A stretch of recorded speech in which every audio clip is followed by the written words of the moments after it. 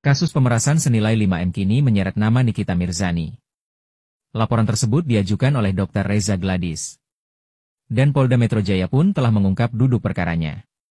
Menurut keterangan Kabid Humas Polda Metro Jaya Kombes Pol Ade Arisham Indradi, laporan itu masuk pada 3 Desember 2024.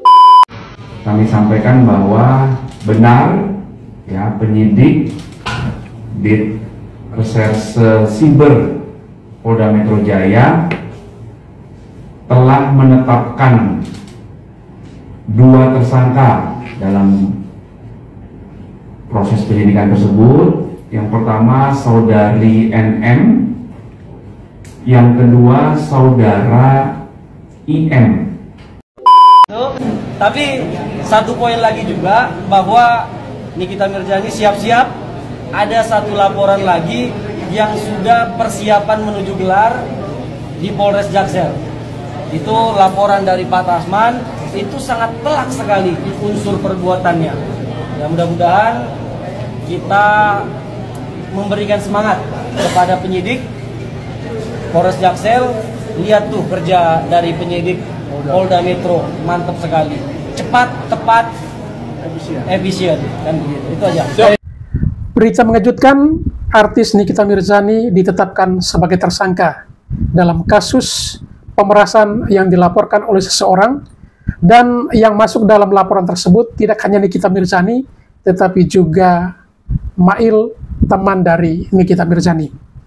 Oleh karena itu, banyak pihak yang kaget karena saat ini Nikita Mirzani lagi pusing menghadapi persoalan anaknya dan sudah berjuang keras sampai dengan Fadel, mantan pacar anaknya, sudah ditahan pihak kepolisian. Namun, kabar tidak enak kembali datang menerpanya, di mana ia sendiri ditetapkan sebagai tersangka dalam kasus pemerasan. Oleh karena itu, dalam video ini kita akan mendengarkan apa komentar dari Nikita Mirzani setelah mendengar atau mengetahui bahwa dirinya telah ditetapkan sebagai tersangka dalam kasus pemerasan tersebut, dan apa komentar dari kuasa hukum Nikita Mirzani, dan apapun yang disampaikan oleh kuasa hukum dari Nikita Mirzani tentu paling tidak bisa memberikan motivasi, spirit untuk Nikita Mirzani bisa menghadapi situasi ini. Dan selain itu kita juga akan mendengarkan apa komentar dari pihak kepolisian, apa komentar dari Rasman Arif Nasution dan krunya, dan juga bagaimana tanggapan dari orang tua Fadel Bajide. Baik, untuk tidak memperpanjang kata, kita langsung saja ke video-videonya.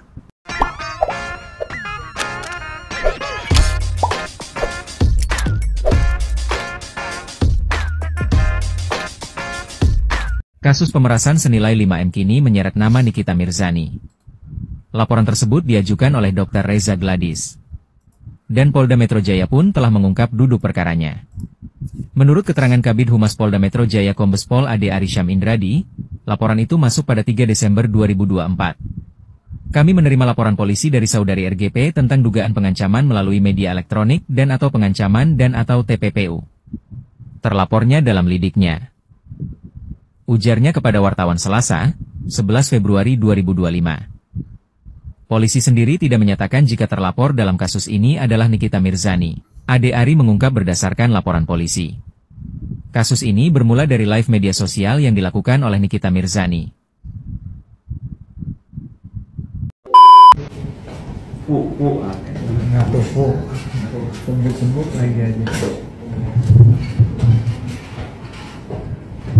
Baik rekan-rekan, kita mulai ya. Bismillahirrahmanirrahim.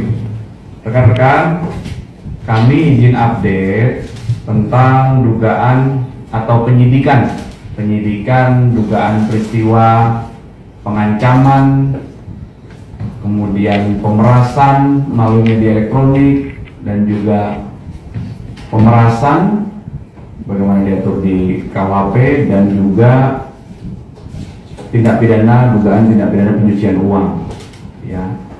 Jadi atas pertanyaan dari beberapa rekan jurnalis tadi, kami sampaikan bahwa benar ya penyidik di Reserse Siber Polda Metro Jaya telah menetapkan 2 tersangka dalam proses penyidikan tersebut. Yang pertama saudari NM, yang kedua saudara IM.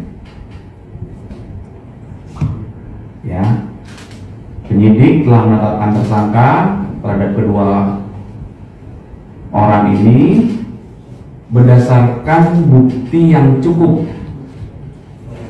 dan berdasarkan hasil gelar perkara. Kemudian seyogianya hari ini, hari Kamis, tanggal 20 Februari 2025, berdasarkan dua surat panggilan. Surat panggilan yang pertama kepada tersangka IM, surat panggilan yang kedua kepada tersangka NM. Itu seyogianya akan dilakukan pemeriksaan sebagai tersangka terhadap kedua tersangka ini, ya, di Direktorat Reserse Siber Polda Metro Jaya. Namun kemarin tanggal 19 Februari 2025, penyidik telah menerima surat dari kuasa hukum tersangka tentang permohonan penundaan pemeriksaan terhadap para tersangka. Apa alasan yang diajukan oleh kuasa hukumnya? Alasan penundaannya adalah karena masih ada keperluan terkait dengan pekerjaan, di mana pekerjaan tersebut tidak dapat ditinggalkan maupun diwakilkan. Kemudian dalam permohonan itu juga disebutkan bahwa memohon kepada penyidik untuk dilakukan penundaan pemeriksaan dan penjadwalan ulang menjadi hari Senin tanggal 3 Maret 2025 pukul 13 WIB. Kemudian berdasarkan informasi ini, maka apa yang akan dilakukan oleh penyidik selanjutnya? Penyidik akan mengirimkan surat panggilan kedua terhadap para tersangka untuk dilakukan pemeriksaan terhadap kedua tersangka di minggu depan. Ya, jadi itu adalah update proses penyidikan yang sedang berjalan berdasarkan informasi dari rekan-rekan penyidik Direktorat Reserse Siber Polda Metro Jaya. Mungkin ya, Pak, apa buktinya dia dijadikan tersangka, Pak, NM dan IM tersebut? Ya, tentunya hal tersebut sudah dikantongi oleh penyidik dalam proses awal penerimaan laporan polisi, kemudian pendalaman oleh penyelidik, ya, melalui klarifikasi terhadap para pelapor dan saksi-saksinya, kemudian terlapor, kemudian beberapa saksi yang diduga mengetahui adanya peristiwa ini. Kemudian setelah diketahui adanya dugaan tindak pidana, maka ditingkatkan prosesnya menjadi penyidikan untuk membuat terang peristiwa pidana dan untuk menentukan siapa tersangkanya. Kemudian dalam proses penyidikan dilakukan lagi pemeriksaan terhadap saksi-saksi dalam tahap penyidikan, kemudian pihak terlapor, dikumpulkan barang bukti. Setelah bukti yang cukup dikumpulkan, kemudian dilakukan gelar perkara. Akhirnya penyidik beberapa hari yang lalu telah menetapkan dua orang ini sebagai tersangka. Akhirnya setelah ditetapkan tersangka, dilakukan pemanggilan untuk diperiksa sebagai tersangka. Sehingga ujungnya tadi proses yang kami sampaikan tadi. Pasal yang disangkakan dan ancaman hukuman. Iya, betul. Jadi proses penyidikan yang sedang berlangsung ini terkait dengan yang pertama, dugaan tindak pidana pengancaman dan pemerasan melalui media elektronik sebagaimana diatur di pasal 27B ayat 2 dan juga pasal 45 ayat 10 Undang-Undang ITE. Kemudian dugaan tindak pidana pemerasan sebagaimana diatur di pasal 368 KUHP dengan ancaman pidana 9 tahun. Untuk pasal yang pertama tadi ancaman pidananya paling lama 6 tahun ya. Kemudian yang selanjutnya adalah dugaan tindak pidana pencucian uang sebagaimana diatur di pasal 3, pasal 4 Undang-Undang Tindak Pidana Pencucian Uang dengan ancaman pidana paling lama 20 tahun penjara. Pak, untuk di tanggal 3 sendiri, apakah jika NM dan IM tidak datang, apakah akan dijemput paksa, Pak? Bentar ya, ini pasalnya.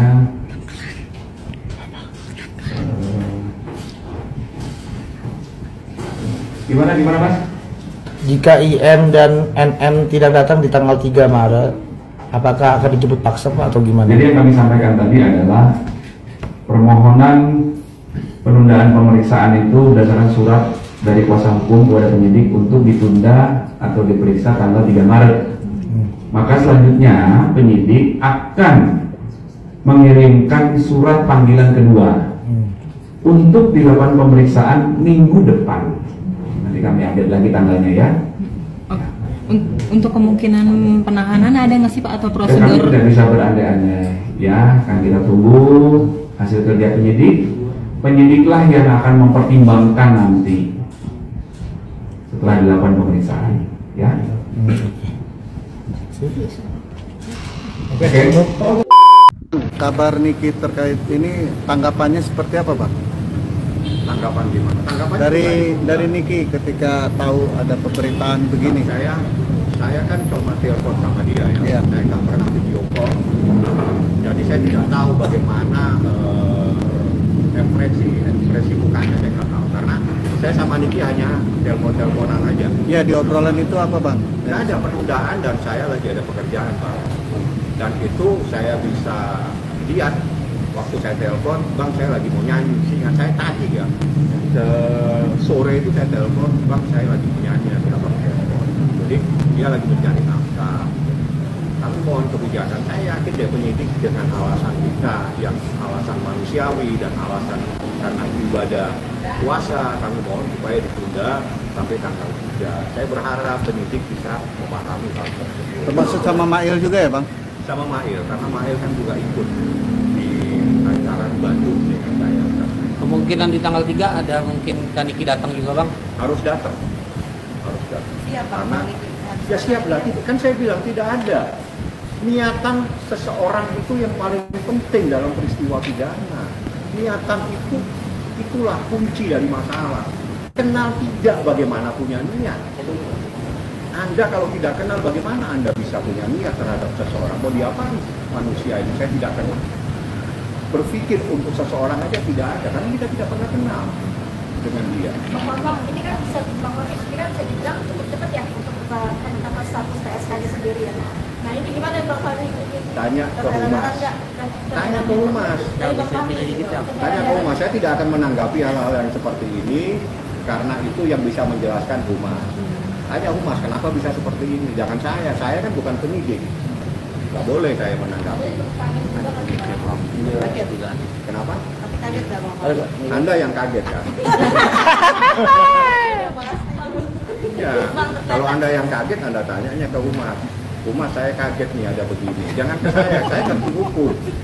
Bang, terkait tadi Abang bilang kena nggak kena juga. Ini akhirnya ketemu nih Bang, Pak Kadit ngomong kan kalau misalnya awal mula kasus ini adalah karena kita NM menjelek-jelekan nama baik korban dan produk milik korban lewat live feedback dari NM. Itu keterangan dari Telah diatur, tapi bukan berarti terus seperti itu. Nggak seperti itulah proses hukum itu. Bang, yang di sana kan sudah membuat sebuah gelar perkara ya. Dari pihak Abang sendiri atau Niki ada rencana bikin gelar perkara juga, Bang, terkait kejadian ini? Anda tahu gelar perkara itu apa? Ya, artinya kan kemarin mereka dari tim mereka, Iya. mungkin dari pihak abang sendiri mengajukan juga. Saya pikir pertanyaan ini kalau saya jawab, berarti Anda menyuruh saya jadi penyidik. Ya. Meminta. Beda kalau meminta. Meminta itu nggak mungkin kita minta gelar perkara. Gelar perkara itu kewenangan yang dimiliki oleh penyidik. Ya dia mau gelar ya hak dia lah. Tapi kan nanti urusan peristiwanya kan harus kita bisa buktikan ada peristiwanya. Sekali lagi saya katakan, seseorang tidak kenal tiba-tiba dinyatakan ada niat untuk melakukan pemerasan. Kenal tidak? Tapi kalau misalnya nggak kenal, kenapa nggak terima endorse bang? Nah, banyak orang tiba-tiba terima endorse, memang dilarang. Iya nggak dilarang. Nah sudah, kalau nggak dilarang ngapain ditanya? Cuma kan sebenarnya kan nggak ada komunikasi tapi terima endorse itu. Semua orang itu macam-macam. Ada melalui manajemennya, ada melalui sekretarisnya, ada melalui orang kepercayaannya. Bahkan tidak pernah kenal, yang dia tinggal tanda tangan aja. Orang yang kalau mempunyai kesibukan itu bahkan kita nggak pernah ketemu. Tapi kita baca dokumen, kita baca disampaikan. Misalnya kita perlu nih ada seseorang artis, tolong dong Anda bisa nyanyi. Mungkin dia nggak tahu nih sama artis, mungkin dia bisa melalui manajemennya. Tadi kalau misalnya Kaniki pun nggak kenal terima endorse nggak jadi masalah buat Kaniki. Memang dilarang endorse, melanggar hukum. Berarti yang nerima itu manajemen pribadinya Niki atau mungkin ada manajemen artis yang menerima? Kalau itu yang berkomunikasi dengan Ismail Marzuki. Mail. Iya, Berarti itu. Mail yang tektokan. Iya, Mail yang dihubungi, bukan Mail TikTokan. Mail yang dihubungi. Mail diam-diam dihubungi. Mail, saya tolong dibantu bla bla dan seterusnya. Makanya saya bilang, setiap peristiwa itu kita bahwa yang disampaikan oleh tadi teman-teman bahwa kita baru saja mendapat kabar Nikita Mirzani atau NM yang biasa disebut telah ditetapkan sebagai tersangka di Polda Metro Jaya atas laporan dari Dr. Reza. Ini kasusnya adalah tindak pidana pencucian uang dengan sumber pemerasan dan juga penggelapan. Informasi yang kami dapat diduga ada senilai uang 4 miliar rupiah yang mereka peras kepada korban Dr. Reza. Artinya ini saya dibilang senang nggak boleh karena orang lagi berduka kan gitu, tapi lega rasanya gitu. Karena memang kemarin saya sempat bertaruh, ya kan? Kalau teman-teman media mau meng-cross check lagi, saya sempat bertaruh.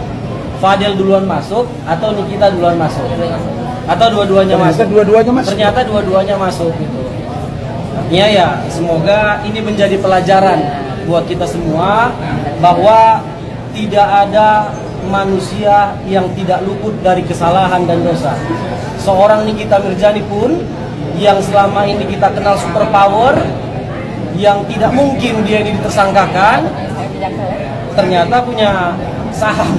Saya mohon maaf, saya tidak bisa sampaikan itu. Tapi satu poin lagi juga, bahwa Nikita Mirzani siap-siap ada satu laporan lagi yang sudah persiapan menuju gelar di Polres Jaksel.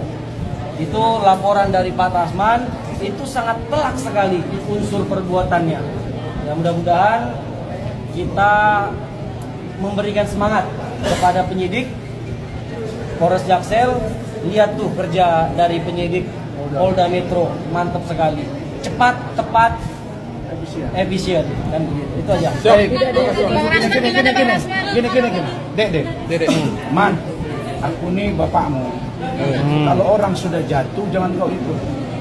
Kau tarik deh, itulah penyelamat. Jadi untuk Saudara Hotman hari ini kurang sehat. Ya tahu. Hotman sakit kita doakan. Nikita Mirzani berduka kita doakan supaya. Tapi ada Mail. Kalau memang ada dugaan terkait dengan Oki, kejar juga Okinya, gitu loh. Nah, dan kalau ada, dan kalau kami laporan saya itu mesti harus tersangka, nggak bisa tidak. Jadi itu proses hukum lanjut dan mudah-mudahan ini menjadi suasana baik.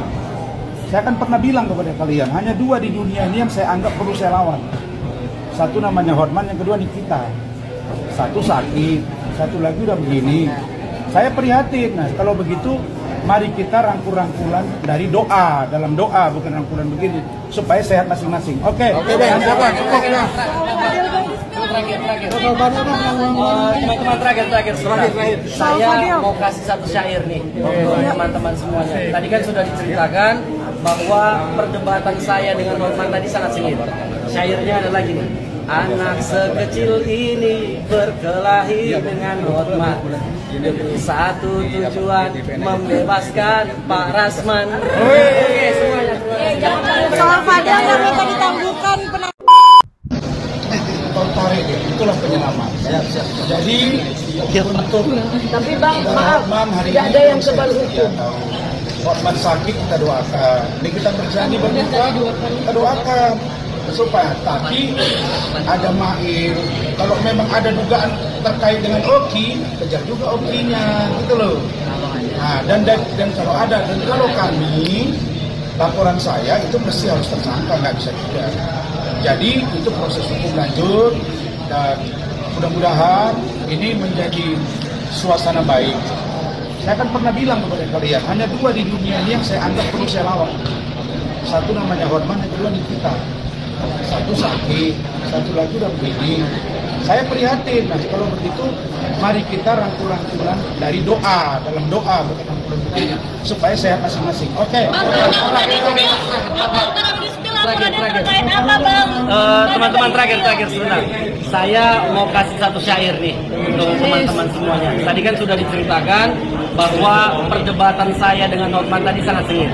Syairnya adalah gini: anak sekecil ini berkelahi dengan Hotman demi satu tujuan, membebaskan Pak Rasman. Oke, semuanya terima kasih. Dan panggilan kedua sudah dilayangkan. Jadi sudah kemarin saya dikirimi SP2P, saksi saya, dokter yang visum sudah, surat visumnya sudah keluar, dia dipanggil sekali, yang tidak datang, dan sudah dilayangkan panggilan kedua.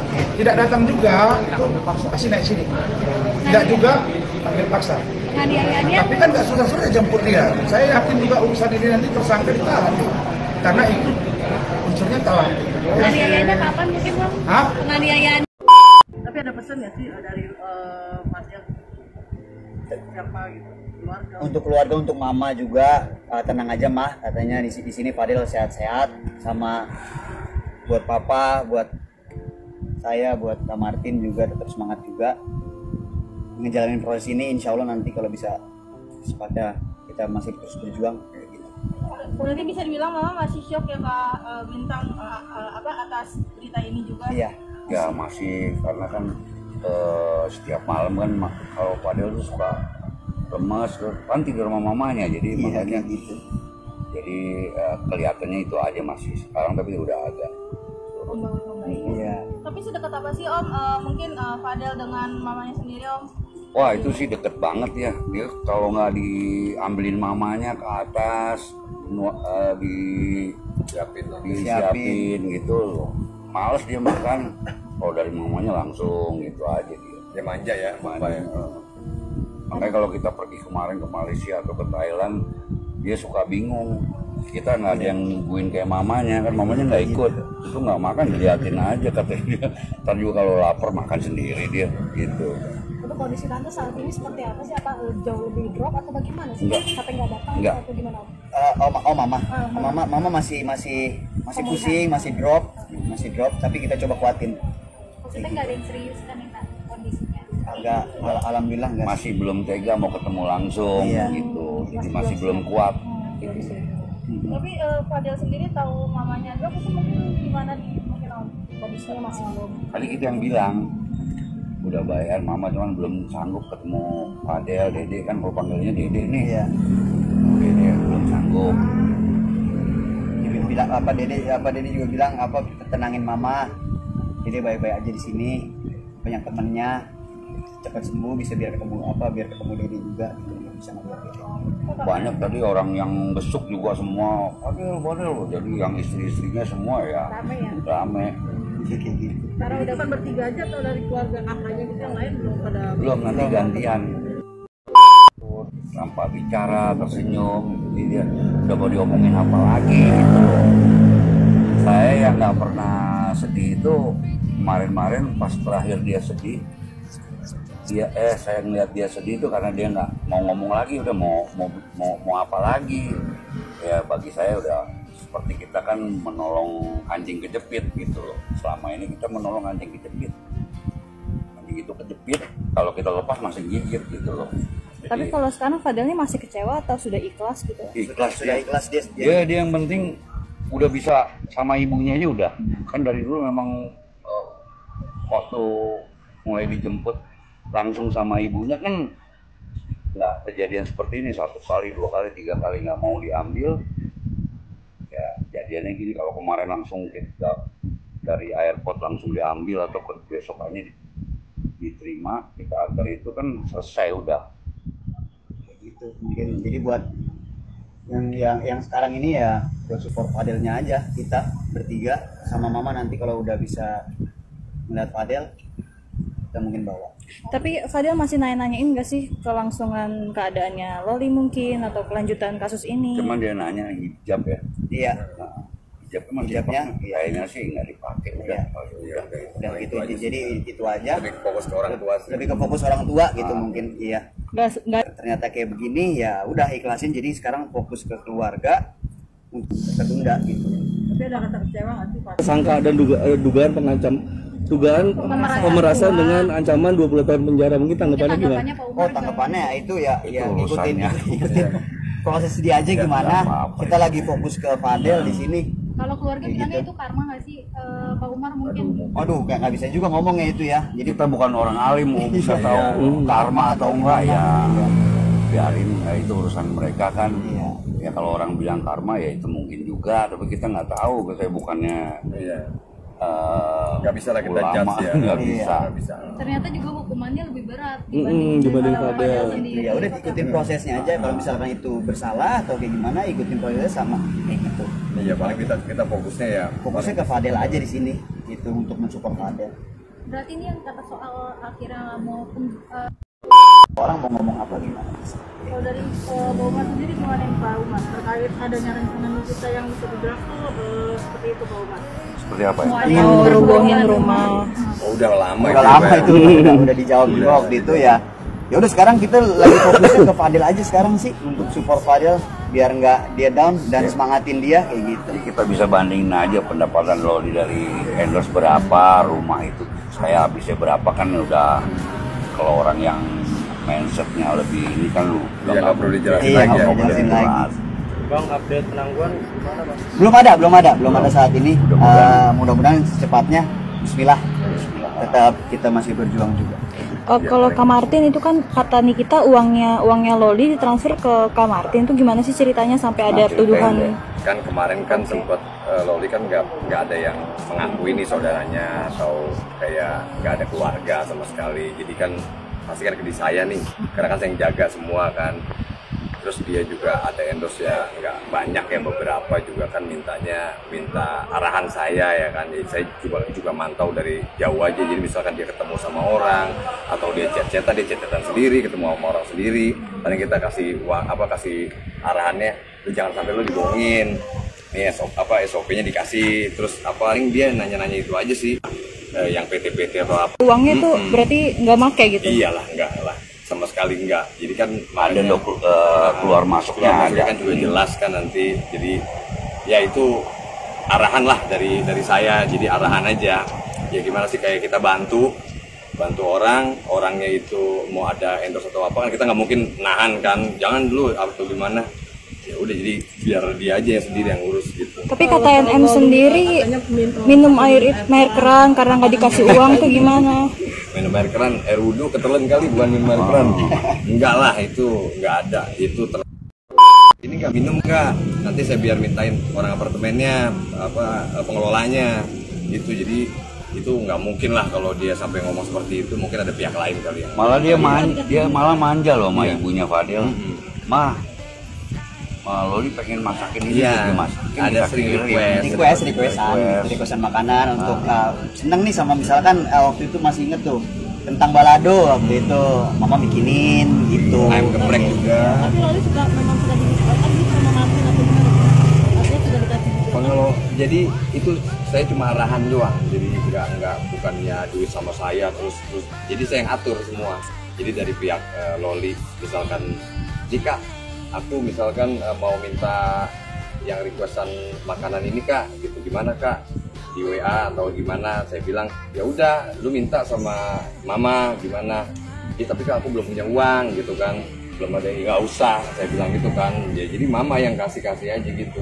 Berarti kan untuk Loli sendiri yang dipegang sama kamu? Yang waktu itu iya memang dia sempat minta tolong, tapi setelah ya itu cuma via transfer, setelah transfer udah ada, kita ambil, kita kasih cash langsung gitu. Sebenarnya tuh? Iya. Berarti bukti itu siap untuk Iya, kan sebelumnya kan juga pernah ada kalau nggak salah deh, saya pernah preskon yang waktu itu Om Rasman kalau nggak salah ya, kan pernah dikasih saya bicara juga tuh, ada bukti juga udah saya lihat kan, mutasi dari saya juga udah jelas. Jadi ya itu bisa kita buka nanti di datanya. Benar nggak kan kecelakaan tadi di tempat transaksi? Waduh. Jauh banget lah, nggak mungkin. Banyak saya kecilin ya, si Loli ya, maksudnya saya yang tahu. Ada kosmetik juga yang sempat bilang mau endorse apa, saya bilang jangan macam-macam. Kalau endorse kosmetik itu kan maksudnya treatment itu takutnya ada yang nggak beres kan di obatnya atau enggak brandnya apa-apa atau gimana. Jadi ya saya yang suka jaga. Jadi ya terbatas lah beberapa kali endorse doang. Tapi jauh lah kalau di angka itulah nggak mungkin. Sisa uangnya masih ada atau udah nggak ada sama sekali? Oh udah nggak ada, dari jauh sebelum diambil juga udah. Loli itu pinter, jadi masuk berapa dia minta berapa tahu dia. Jadi juga kan detail dia. Kita juga kan hati-hati kan, misalkan kalau sampai seperti itu kan, apalagi kan Loli itu kan dari awal kan memang udah sama Fadel kan udah jauh kan, sebelumnya kan juga udah problemnya kan ya hubungan dia sama hubungan ibunya, jadi ya kita tahulah cara-caranya biar hal-hal yang lain nggak berkembang seperti apa kan, jadi saya udah paling arahan aja gitu. Kayak gitu mungkin. Makasih ya teman-teman. Iya. Oh Fadel, ini dia. Tadi pesan apa? Pesan tadi Fadel buat ngedance, buat kompetisi lagi nanti insya Allah secepatnya kayak gitu. Berarti dalam sambil latihan nggak sih dia tuh? Ya mungkin kali. Mungkin dia bisa denger lagu apa gimana itu nggak bisa ya denger lagu. Enggak, maksudnya denger lagu pikirannya dia. Ya kan kayak gitu. Imajinasinya dia. Juga mungkin akan rutin di muka. Iya. Selasa Kamis. Jadi yang disediakan oleh Polres Selasa Kamis jadwalnya kita pasti datang. Kayak gitu. Iya. Salam juga sama teman-teman dia katanya sama wartawan. Salam balik. Terima kasih banyak. Terima kasih Om. Terima kasih Om. Kami tetap melakukan dugaan bahwa inilah merupakan sindikat. Kenapa? Tadi kami hadir dalam rapat dengar pendapat umum di Komisi 9 dan saya ada membawa beberapa dokter estetika dan brand owner. Dalam hal ini ada satu pola yang sama, ya, pola yang sama yang dilakukan oleh yang kami duga sindikat ini untuk melakukan pemerasan terhadap pemilik brand owner ini dan dokter estetika yang tadi hadir. Ya, seperti itu begini, direview, setelah direview, kemudian ditelepon, lalu dibilangin, awas hati-hati, ini gue dipanggil sama Bepom, TPRI dan sebagainya. Nah, kemudian ini dokter estetika dan pemilik brand owner ini ketakutan sehingga melakukan komunikasi. Jadi polanya sama ya, tidak hanya klien kami dokter RG ya, tapi kepada beberapa korban-korban yang lainnya. Jadi kenapa kemudian kami mengatakan ini dugaan sindikat? Karena mempunyai pola yang sama terhadap korban-korban yang lain. Seperti itu dia. Yang kedua, untuk pemerasan ini apa ada kaitannya dengan dugaan pemerasan yang 500M? Kalau yang 500M saya tidak pernah dengar. Karena kan sindikatnya orangnya itu. Yang 500M saya tidak dengar. Kalau yang 5M saya pernah dengar. Yang mana ini? Iya, yang 5M ya? Ya, jadi kalau masalah bicara 5M itu sudah masuk dalam materi pokok perkara ya. Kalau yang di dalam media sosial itu silakan kalian perkuatkan. Tetapi kami cuma sudah menyampaikan itu bahwa diminta 5M kemudian dijadikan jadi 4M seperti itu ya. Bukan saya yang menyampaikan, tentu Mas. Lagi? Terus? Coba, gantian. Bang, ini kan terkait kan ini kan hanya 2 tersangka ya Bang ya, ibaratnya yang ditetapkan oleh.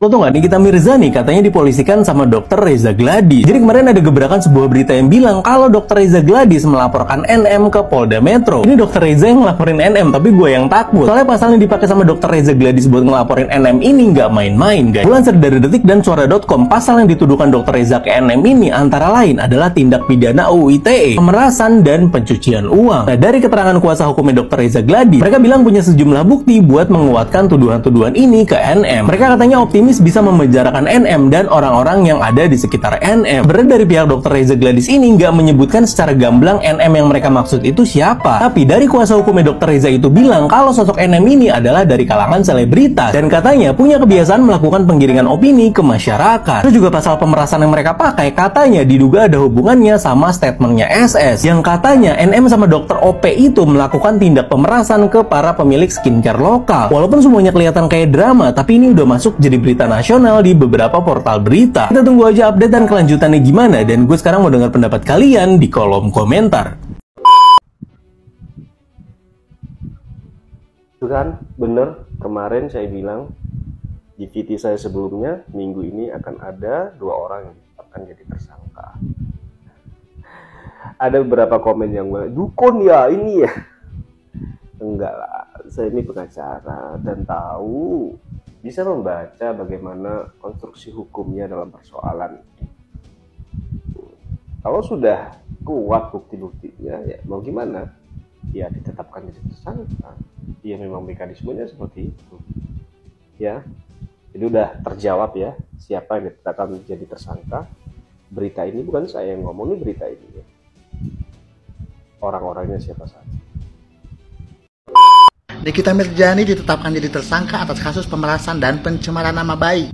Menurut saya pribadi, kasus Nikita Mirzani ini harus diselidiki lebih lanjut. Dr. Reza Gladys tidak akan menutup mulutnya Nikita Mirzani apabila Nikita Mirzani tidak mengetahui fakta keburukannya Dr. Reza Gladys. Semua berawal dari produk skincare yang dijual oleh Dr. Reza Gladys. Nikita Mirzani mengetahui fakta keburukan Dr. Reza Gladys sehingga Dr. Reza Gladys berusaha untuk menyuap Nikita Mirzani agar Nikita Mirzani menutup mulut dan tidak berbicara tentang keburukan Dr. Reza Gladys. Dalam kasus ini, kedua-duanya sama-sama bersalah karena Dr. Reza Gladys telah melakukan penyuapan dan Nikita Mirzani telah menerima suap dari Dr. Reza Gladys. Kalau menurut saya pribadi, tidak adil kalau hanya Nikita Mirzani saja yang dijadikan tersangka karena kedua-duanya bersalah. Tapi dalam lubuk hati yang paling dalam, saya membela Nikita Mirzani karena siapapun yang berada di posisi Nikita Mirzani akan melakukan hal yang sama. Siapa sih yang tidak butuh uang? Siapa yang tidak butuh uang? Nikita Mirzani menerima uang tersebut dari Dr. Reza Gladys atas dasar sukarela, tidak ada paksaan apapun. Beda dengan para koruptor yang sudah memakan uang rakyat secara diam-diam. Di sini kita harus bisa membedakan antara diberi sama mencuri. Nikita Mirzani ini kan diberi, kalau koruptor itu mencuri. Kok bisa Nikita Mirzani jadi tersangka? Seharusnya kalau Nikita Mirzani jadi tersangka, dua-duanya harus jadi tersangka dong. Karena dua-duanya terbukti bersalah. Ya kan? Tidak akan ada yang disuap kalau misalnya tidak ada yang menyuap. Bukannya begitu, logika saja. Nikita Mirzani tidak akan menerima uang kalau misalnya tidak diberi. Gimana sih ini konsepnya? Baik sahabat sekalian, demikianlah beberapa buah video coba saya reaksi pada kesempatan kali ini, dan kepada para sahabat sekalian mungkin setelah menyaksikannya dan ingin berkomentar, silahkan tulis di kolom komentar. Sekian dan terima kasih dan sampai berjumpa kembali di video selanjutnya.